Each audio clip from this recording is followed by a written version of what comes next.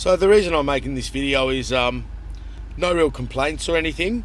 I just did have this down to 7 degrees, but I have felt the air conditioning struggle, and summer's not really here yet. So yeah, it's quite hot outside today. I wouldn't say it's 30 at the moment, it's probably 28. But the air conditioning's been running now for 10 minutes on recirculate. The car is in the sun. It's not too uncomfortable in here. But yeah, it seems gone are the days in any car, unless it's a Honda Accord or maybe a Camry, that you get that cold blast. This certainly outperforms most new Volkswagens and Mercedes and BMW in the same condition.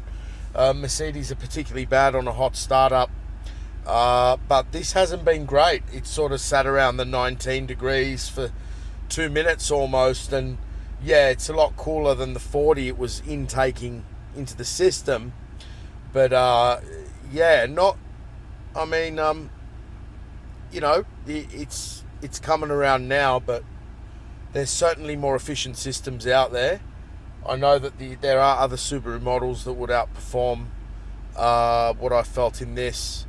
So, you know, it looks like that 6.5's as good as we're going to get. There are certain gases out there that if I was to regas this car, you'd be seeing 4 degrees right now, but they're not, you know, not that I'd recommend doing that. Just for a interesting note, at idle when you're mucking around, you're going to see the economy meter register on the high 20 side, and that 14.2 is basically the figure with a bit of hard driving in sports. And you know, like having that live display up there, what's good about that is it does show you that, you know, all cars sort of go to that 30 to 40 litres per 100 k's on load conditions, even low speed.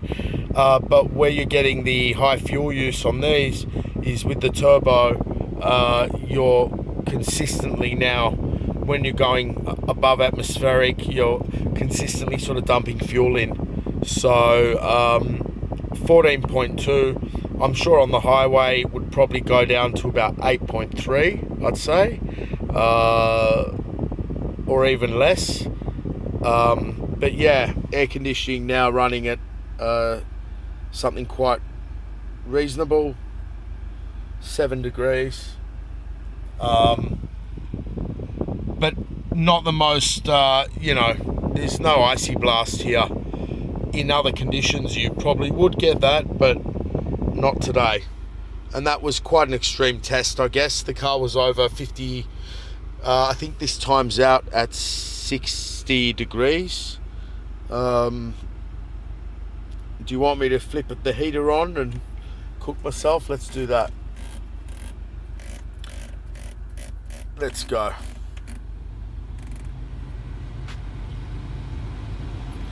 Let's see what this meter times out at. So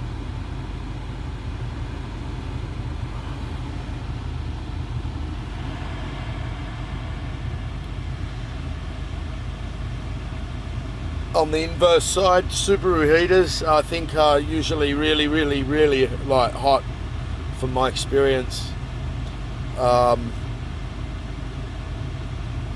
So with a heater you are circulating coolant into the cabin, and it's not an accurate reflection of the coolant temperature, but okay, so 50 degrees. The cabin was above 50 degrees for the first test. So wow. Okay guys, it's another little waste of time.